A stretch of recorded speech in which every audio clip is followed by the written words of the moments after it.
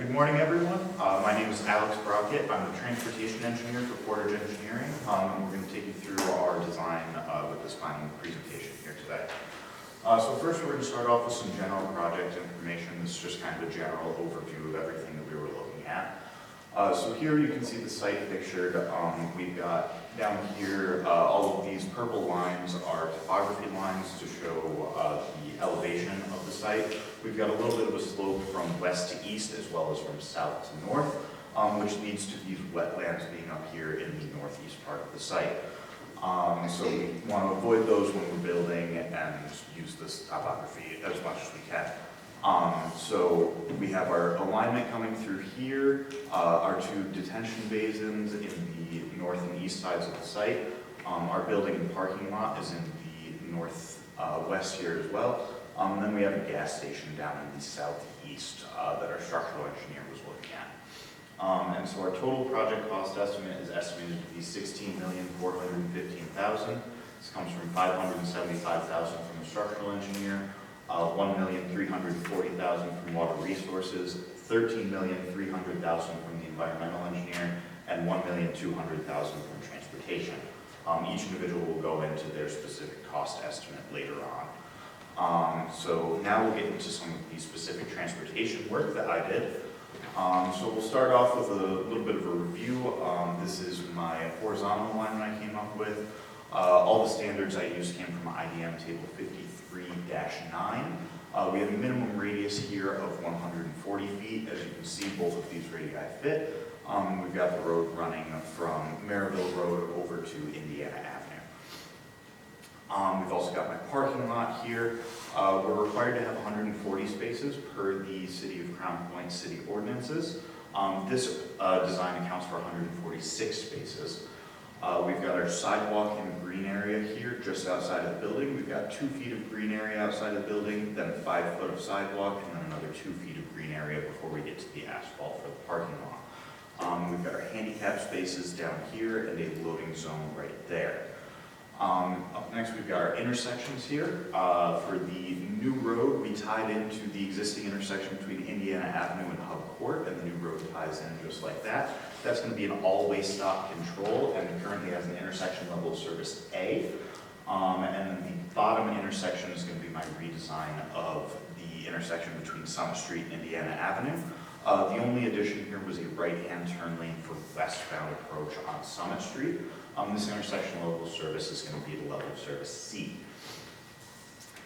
Moving on, we have the detour plan. Sorry, this is a little bit grainier than I was anticipating. But the detour plan is only going to be, since we're only going to be working the shoulder for the westbound approach right there, we're only going to have a truck detour for any trucks trying to enter Indiana Avenue or come out of Indiana Avenue there, just for the safety of the workers in the shoulder. So we use this road down here. This is, I forget the name of it, Millennium Drive. That's going to run all the way across where Summit Street normally runs. There's a road that comes through here, so if they need to get into any of these businesses, they can use this route. And if they just want to bypass Indiana Avenue entirely, they have this road to connect back into. This is the cross-sectional view, typical section. So we have our 11-foot wide travel lane. That's going to have a 2% cross slope. We've got our paved shoulder is going to be 4 feet wide with a 6% cross slope. Our clear zone is going to be variable width. It's got a minimum width of 18 feet, and then it's also going to be a variable slope based on what we need to do to get back to the existing ground level. Our maximum slope there is going to be 3-on-1. We also have this curb and gutter in here. Jacob will talk a little bit more about that, but I just included that in my design for understanding kind of how much this came up and why we don't have any sort of ditch over here to work with. Our pavement depth is going to be 1.375 feet total, and up next we'll look at the detail for that. So the pavement detail is up here on top, and this is for the parking lot down here. So we have up top here, all of these dimensions are multiplied by 10 just because that was what I had to do to make it fit better with the dimensioning in AutoCAD. So this is going to be our 11-foot wide lane here with a 2% cross slope, and then this is our 4-foot wide shoulder up here. We've got 0.125 feet of HMA surface for the road, a quarter of a foot of HMA intermediate binder, and then a third of a foot of HMA base and 2/3 of a foot of number 53 compact aggregate. And then for the parking lot, we have this 2% cross slope that's going to be all the way around running out from the building. And for this, we have 0.125 feet of HMA surface, a third of a foot of HMA base, and 2/3 of a foot of the number 53 compact aggregate. Moving on to my cost estimate here, all the unit costs are from the 2025 INDOT pay item sheet. My largest costs are going to be the HMA base, the HMA intermediate, excavation, and backfill. The total transportation cost with a 20% contingency is going to be just about $1.2 million. So with that, I will pass it off to our project manager and structural engineer, Josh. My name is Josh Drexler. I'm the project manager and structural engineer at Portage Engineering. These are some of my key design components that I've been faced with during this project. For the building, I was required to design masonry walls, a steel support system to carry the roof and transfer the load to the walls. The building needs to be an open layout, meaning that there cannot be any columns obstructing space within the building. And the building is required to be designed as a convenience store and with a designated space for franchise. The roof will be flat for HVAC utilities and also include parapets. As for the gas pump canopy, I had to design a steel roof structure, and the client asked that the steel columns be encased in masonry.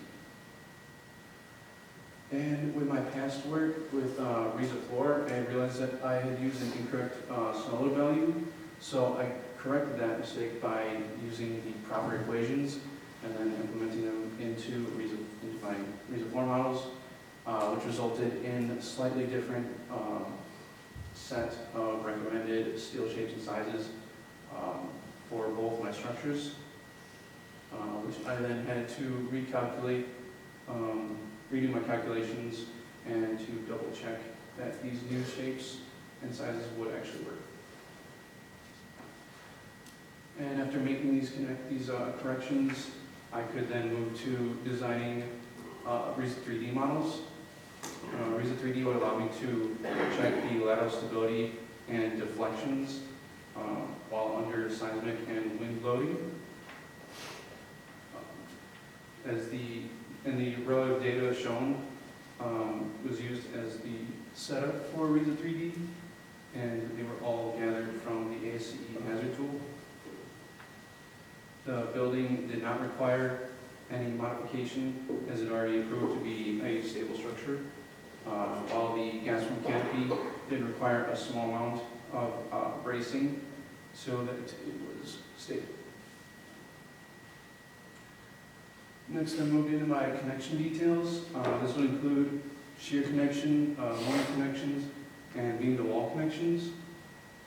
I have included a general design of a moment connection here, what it would generally look like, as I do not possess the in-depth knowledge required to design these moment connections, but it would be used to tie the girders to the columns for the gas pump canopy. And I've also included beam-to-wall connections here. This is a general design, as I did not need to carry out the full design work for these connections. But as you can see in the picture, there is a section cut out from the wall so that the beam would slide in to place. And the green represents steel plates. Excuse me. And so the bottom plate provides an area for the beam to sit and disperse its weight evenly, while the vertical plate acts as a stiffener plate to provide extra strength, so that since the beam is requiring extra load from the bricks above.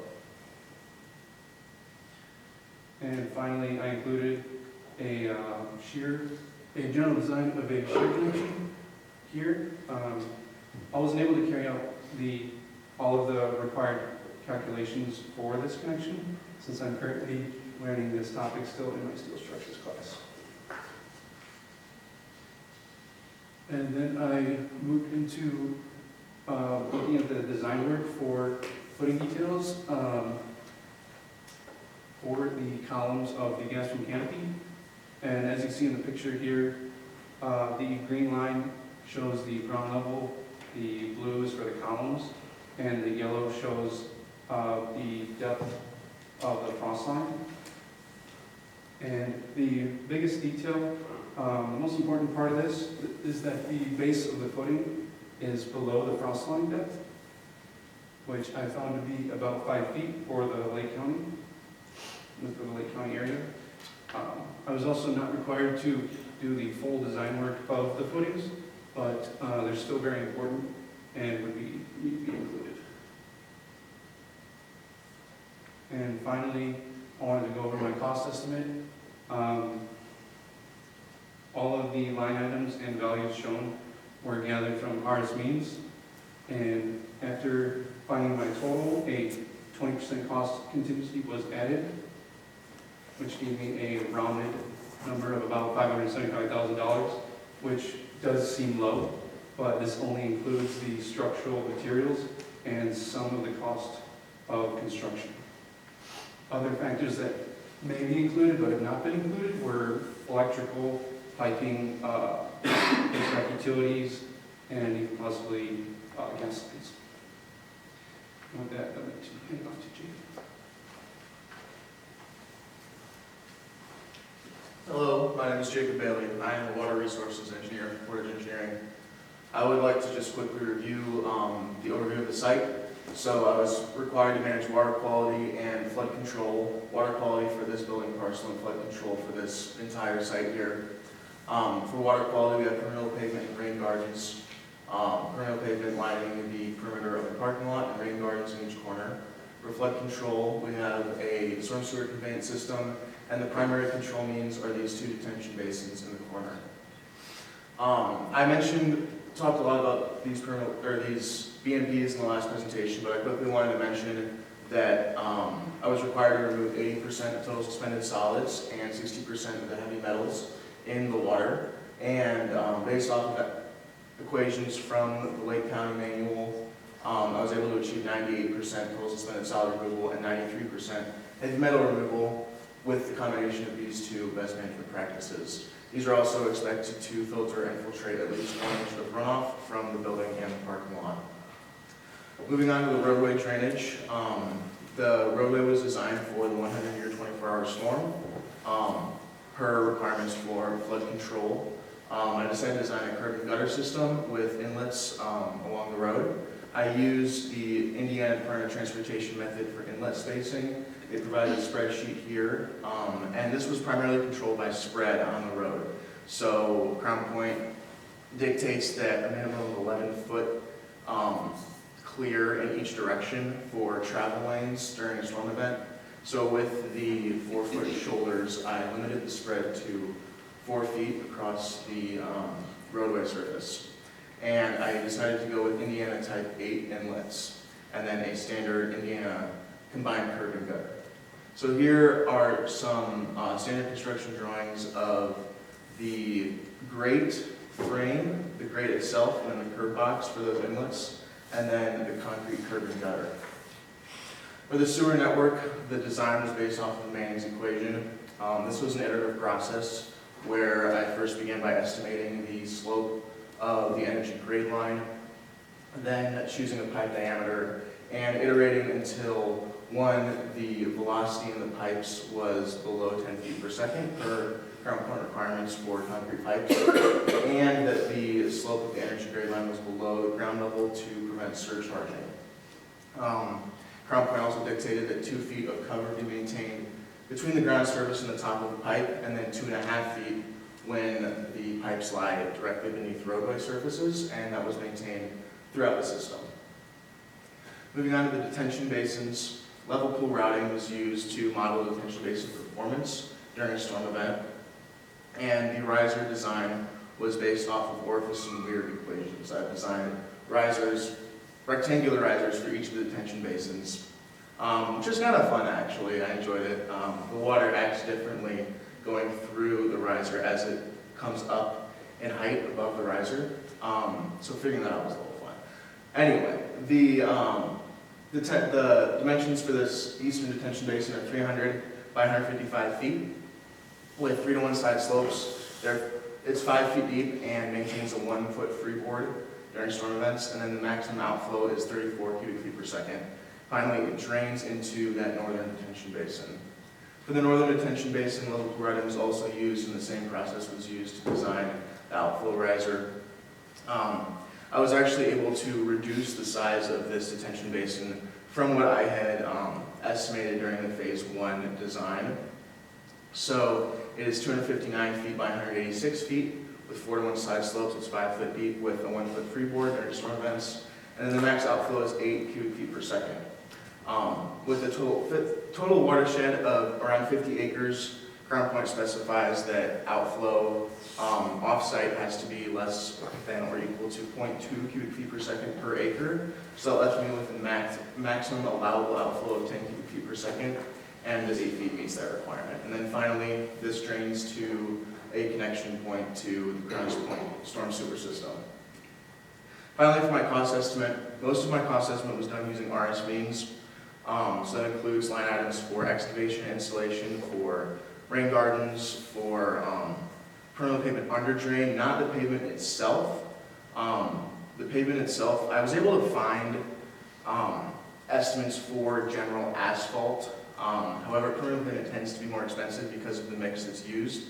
So I looked elsewhere to find unit costs for permeable pavement. But all in all, with a 20% contingency, the cost came out to around $1.3 million. So with that, I'll hand it back to Zimmer. Thank you, Jacob. So I'm Samara Medina. I'm the environmental engineer at Portage Engineering, and I'll be discussing the environmental portion. So an overview of my past work, I had designed a gravity wastewater collection system that delivered a peak flow rate of 294,000 gallons per day. So that includes 12 pipes, 13 manholes, and then a pipe that's connecting from manhole 13, which is the last one of the collection system, all the way to the lift station. And then there's also a lift station and then a force main as well that connects from the lift station to the city's wastewater infrastructure. So this is just another plan view of it. So this is my collection system. The pipes are in purple and the manholes are the purple circles. And then just to zoom in over there, those are just ground elevations of the location of manhole 13, which is the circle, the purple circle. And then it goes up to 690 where the lift station is located. And then to the orange circle where the manhole is going to tie into is.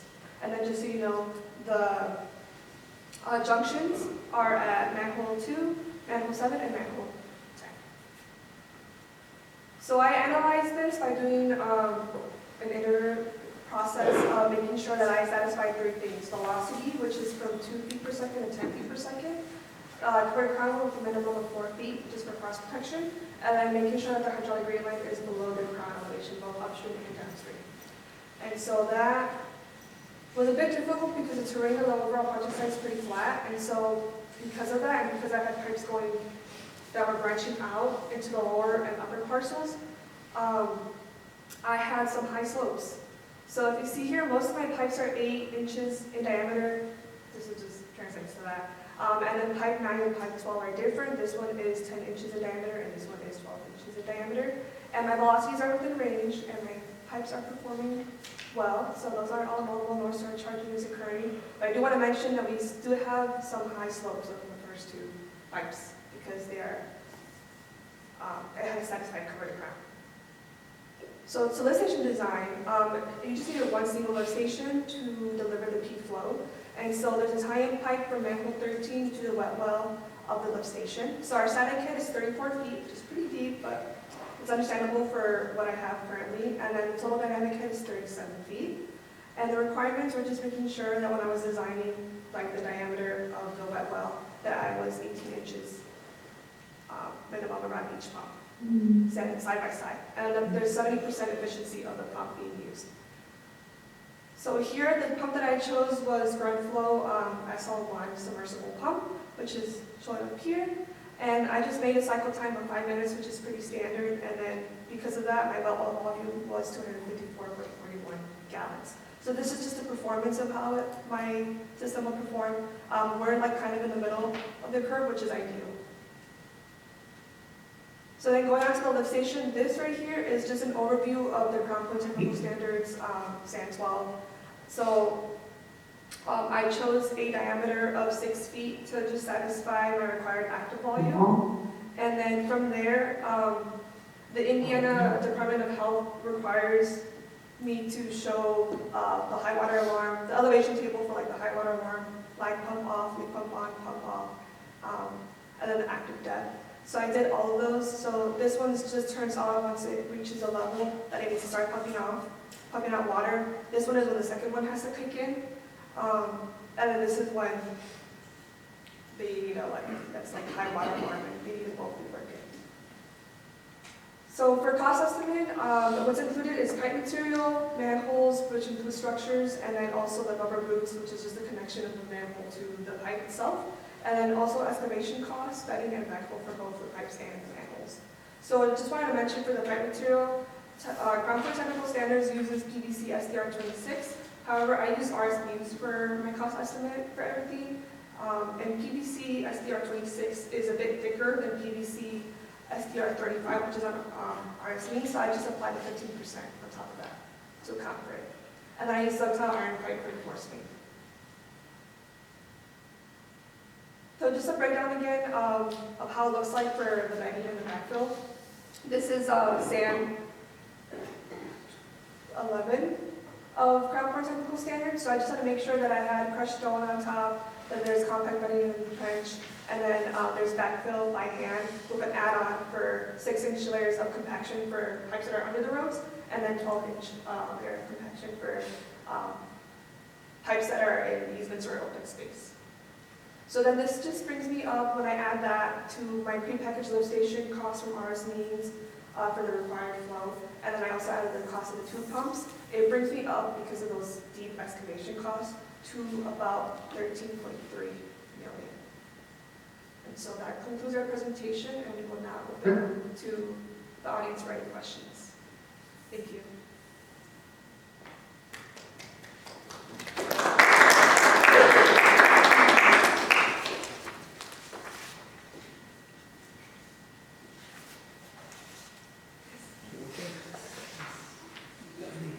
Well, just a general notice in here about your numbers and decimal points in there across all of that. And I don't know how to read that, like 133,0097.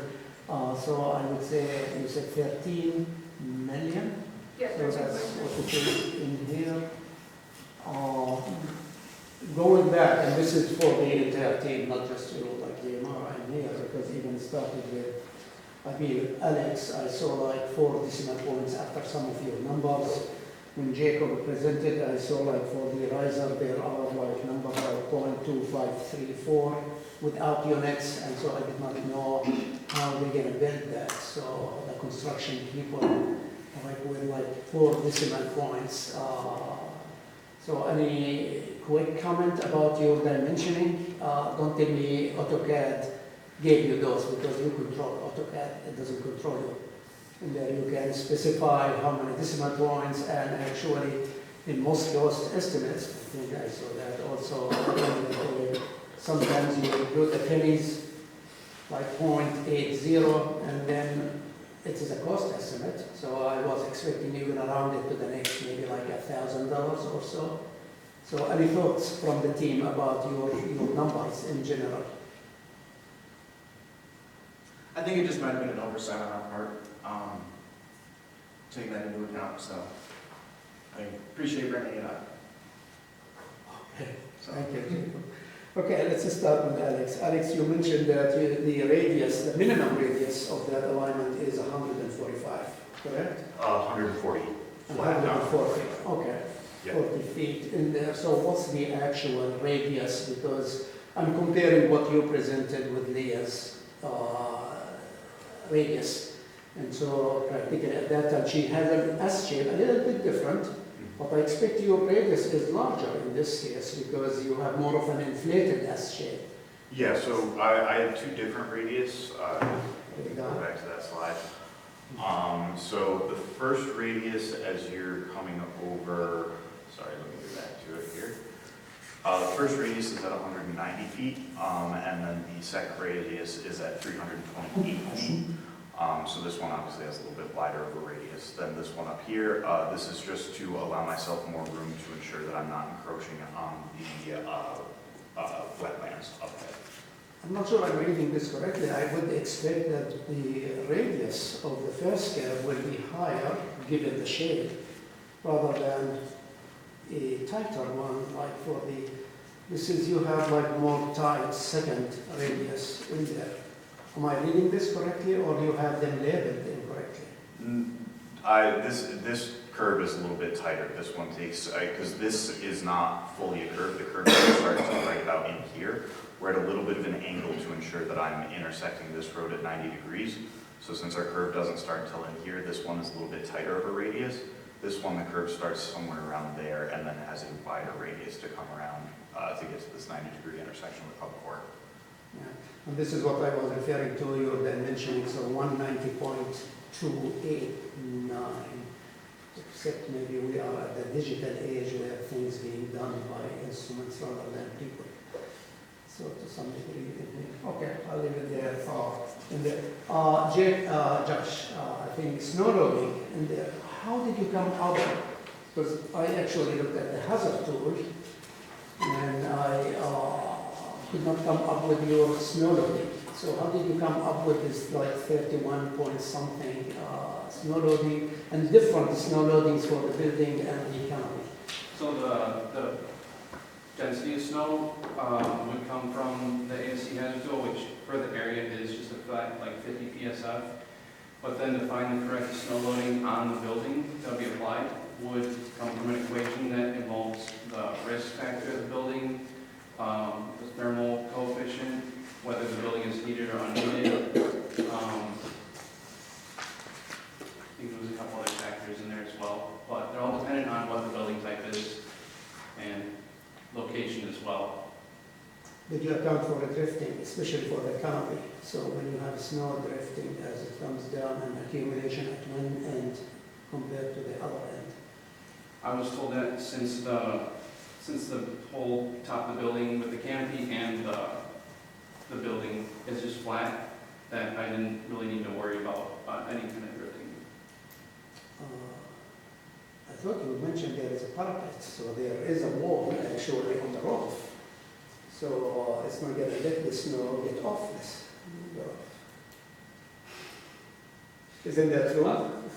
It's small, it's true, but yeah, that's just going on what I was told.